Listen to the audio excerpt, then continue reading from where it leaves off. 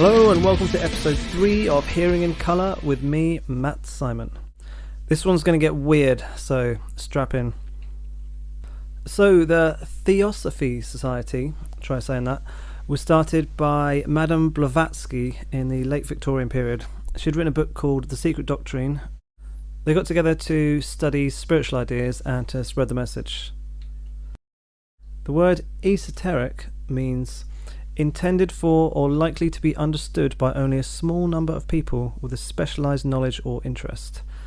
Another word describing this society was occult, and occult really just means hidden, or things that are hidden. They claim to have developed what we'd call psychic powers, and things like clairvoyance, which is clear seeing, clairaudience, which is hearing. So with all these abilities, they would study a lot of ancient texts and channel ideas through, and there are some books and people follow these teachings today. Some of these were based on ancient Indian knowledge and spiritual knowledge from around the world. So let's start with energy. So there are many forms of energy within the human body.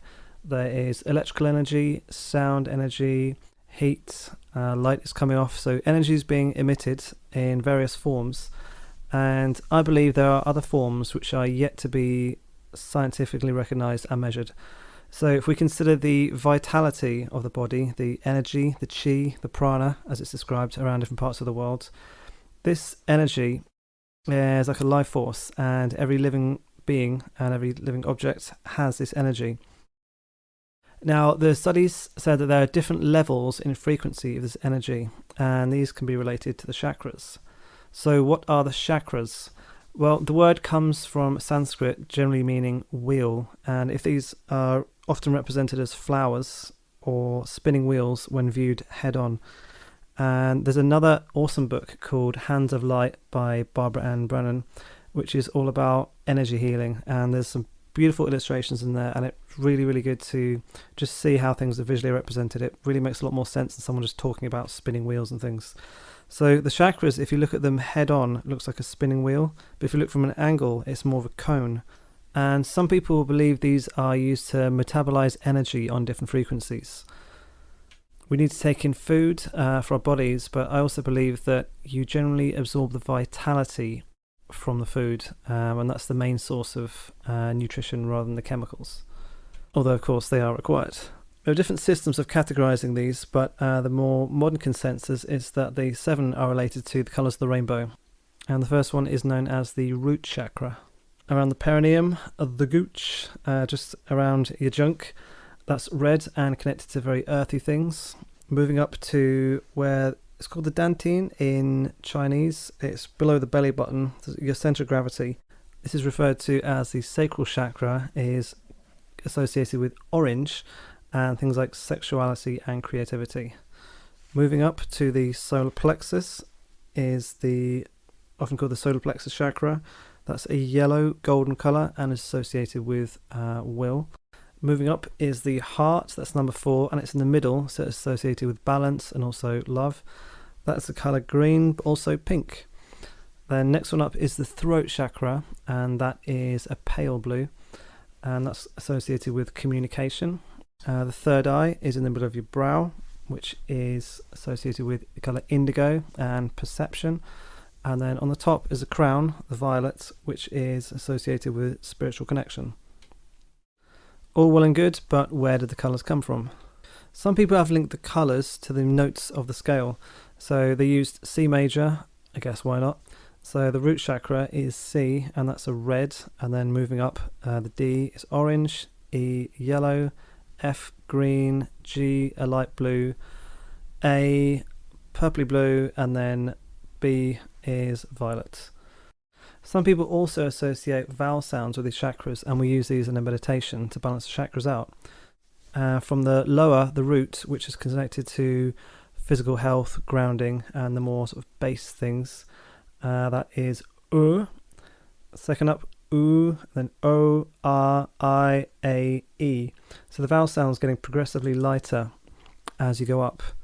Now I tried to write some music with this for meditation, and what I did was a 7-minute block of music. So the first was in the key of C, and I used the vocal sound U to tuned into that frequency and then wrote some harmonies around the key of C.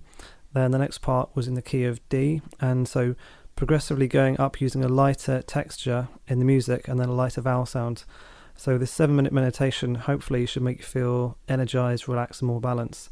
And I'll put this at the end of the podcast so you can have a listen to that, and I'd be really keen to see what you think. So that might relax and recharge you, or it may just have a placebo effect, because you could get that similar effect from any piece of music, right? So this could be completely true or just the ravings of a lunatic. But it could be an interesting way to write to the music, although it feels a little bit forced because you're told these are the colours and this is how it works. Whereas for a lot of people with synesthesia, they sort of wing it on their own terms. They perceive what they perceive. Although interestingly, red is at the lower end of the frequency spectrum when it comes to visible light. If you go to a shorter wavelength, you get infrared, which is heat, and we can't see that. Then when you go all the way up to violet and then beyond that, ultraviolet, again, we can't see that. So the red is the lower frequency, and then the purple is the highest frequency, with the rainbow stretched in between. So how does this relate to colours and music? Well, let's take a look back at the Hands of Light book by Barbara Brennan. It's basically a manual for energy healing. It's amazing.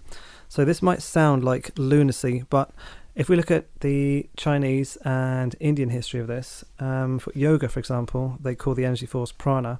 And so in the meditation and the yoga, they're generally looking to increase the vitality flowing through the body. And then this is referred to as prana. In Chinese arts like Tai Chi and Qigong, for example, these are the softer style. So again, movements and breathing, and the breath is very important to absorb that vitality into you. And then with the martial arts and the harder end of that, they'll use it to charge themselves up to do the moves. And I'm sure you've seen demonstrations of things like Shaolin monks, where they're taking spears to the chest and stuff being broken on them.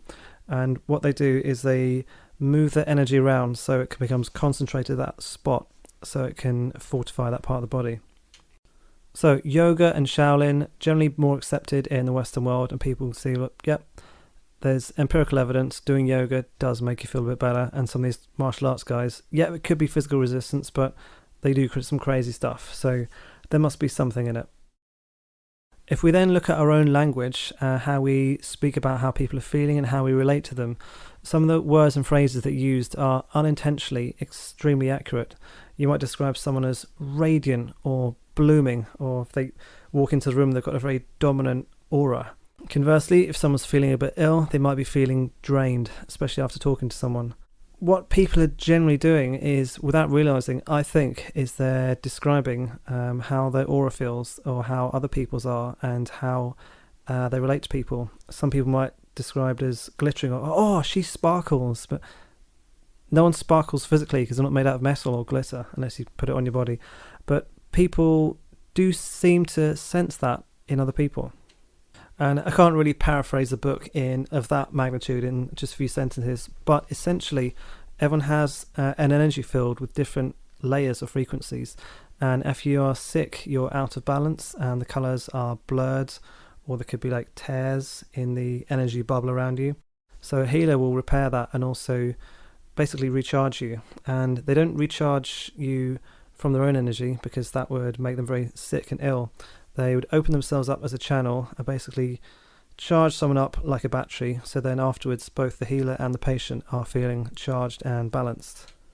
According to the book, there are 7 different levels of energy related to the aura, and then there's some others on top. The first level is the etheric level, and this is very closely linked to the physical body and vitality. The next level up is known as the emotional body, and that is represented as a sort of pastel colour, cloudy bubble, less defined. The third level is represented as a gold wireframe model. This is the mental body, where you have all your mental activity. After that, we have the astral body, which is where you can form connections to other people. And layer number 5 is the etheric template. This is again like a blue wireframe model and is a blueprint for everything in the body. We then have the celestial and Catharic levels. The odd numbers seem to be more structured and the even numbers are more nebulous. These are ever more increasingly subtle vibrational layers. Now, how does all this relate to thought forms and shapes? Well, basically, they're represented as these colourful bubbles surrounding you, but they're actually moving. They describe in the book as they move like boiling water. So the colours represent different emotions and thoughts. Now, this is very interesting because it appears to build on the work from a book published by the Theosophical Society called Thought Forms, and this was published in 1901 by Annie Besant and C.W. Leadbeater. We are in the physical world, which is three-dimensional, the third dimension. If you go up to another level, you're in the fourth dimension, and this is referred to as the Astral Plane. Spirits, flying, energy, colours, all that good business. So this is where all this happens. So when people are seeing colours, they're not necessarily seeing it in front of them, they're seeing it in their mind's eye. Perhaps they are experiencing a high level of perception into this astral plane. So they're quite specific in this book. It's not saying, oh, the colour C is red and I think that this chord is blue. They give very specific colours for the energy forms of certain emotions. So every person's aura or energy has a sort of base resting colour, and then emotions are displayed as other energy forms arising out of this. And it's very interesting that we consider things like anger, like red, black colours, but in the aura you'd actually see these in the aura, like the aura would change colour like clouds around someone. So these thought forms would be these energy forms coming out of people in different colours according to the emotions and the thoughts. Now this might sound very weird, but think about a comic book or a cartoon. There's a thought bubble, and if someone is glaring, like staring daggers at someone, that's essentially the same thing, because they're saying if you are aggressive towards someone, actually parts of your aura is spiky towards someone, and the idea of a thought form of something swirling around your head. There are three general principles which are very important to the book. I said, number one, the quality of the thought determines colour, the nature of the thought determines form, and the definiteness of thought determines clearness of outline. So, for an example, if you're having lustful thoughts, but not so much, it might be like a dark red murky colour, and because it was a vague one, it'd be more like a vague cloud. But if you had a noble intellectual thought, then there would be a bright yellow and very clearly outlined. And we also describe this as well as focus. I feel I can feel or perceive this level of intelligence in someone. If someone is drunk or a very young child, their mind is like a cloud sort of swirling around their head. But if someone is very, very intelligent, a friend of mine springs to mind, it's got a laser-like focus, and it does seem like the energy from their mind is much more focused and clearly defined. Time for a quick ad. Do you like free money? Who doesn't? Sign up today for a free Crypto.com debit card, and you and I get $25 each. Also, you get between 1 and 8% cashback in crypto. Link in the show notes. Okay, so I'm going to have to describe the pictures, as podcasting is not a visual medium, but this is very, very interesting. So the first one, they have vague, pure affection. So what colour would you think would be affection? This one is pink, so that makes sense for love. Vague affection, so it looks like a pink cloud, but like a candy floss or cotton candy if you're in the US. And a vague selfish affection is a dirtier, darker pink. Then next drawing is definite affection, and it's a pink circle, oval, but with a very, very clearly defined edge. And the next one, radiating affection, it looks like a spiky ball, like a sea urchin, but it's pink. So there's the centre of mass in the middle, but it's radiating out. And again, that word radiating, we tune into that quite intuitively when describing things. Peace and protection, there is a yellow circle, looks like a shell, with some pink wings coming off the side of that. Not going to go through all of these. Devotion, we have, it's a pale blue, and it's a pale blue cloud. That's a vague religious feeling. And we have an upward rush of devotion, more for in a spiritual sense, and it's basically like a pointy cone, like a wizard's hat, but dark blue pointing up.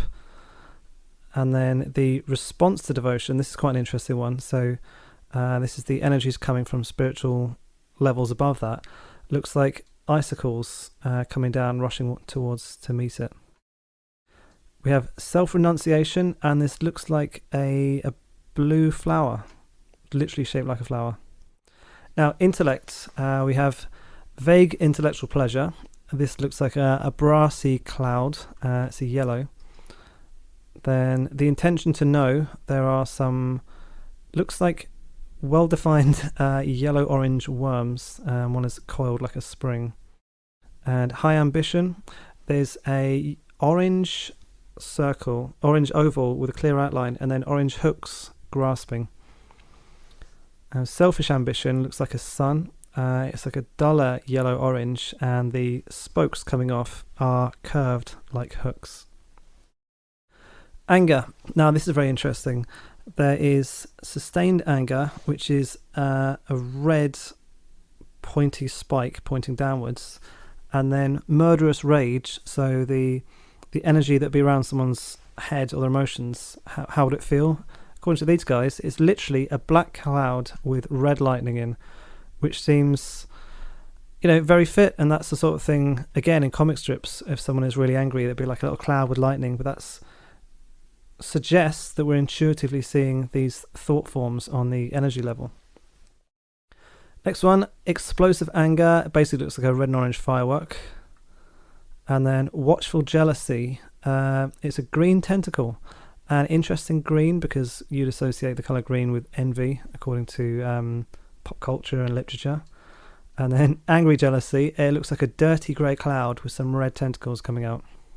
Greed. Now, this is an interesting one. It looks a bit like a dirty brown grey squid. So there's a curved body part and then hooks with tentacles on the ends. And the next one says greed for drink. So apparently your aura would look like this. It's a dark, dirty red cloud, and they have red hooks on the side, look like octopus tentacles. Now this next one is very interesting. It's showing the same emotions presented in different ways. So they said there's been a car crash, a street accident, and someone was knocked down and slightly injured by a passing vehicle. So these two thought forms were generated, and it's exactly the same colours, but they're completely different. So the bottom one looks like the planet Earth, but the seas are pink. So it's a cloudy ball with some green and pink. So there's the affection, or rather the sympathy and empathy for the person. Oh no, what's going on? But in the top diagram is someone who is already rushing forward to help. So this is a man of action, and it's a green disc bordered with a pink circle. So it's the same emotions, but more clearly defined and with much more thought and focus going into it. The next one, this is really interesting. So it's called At a Funeral, and it's demonstrating, the whole book is to educate people on how their thoughts are and the pros and cons of basically watching your emotions and how you are. So this one is At a Funeral, and it's showing that someone has the advanced spiritual knowledge, and so their emotions are much brighter because they're feeling, well, the spirit goes on, and this is not necessarily a sad occasion. So their emotions appear like a pink and blue wizard's hat with a green brim, and there's yellow stars coming up the top. Now the person on the right, who is obviously sad for the person who's died, is a very dark grey cloud, and there looks like a grey fishing hook underneath it. Now the next section is forms in music.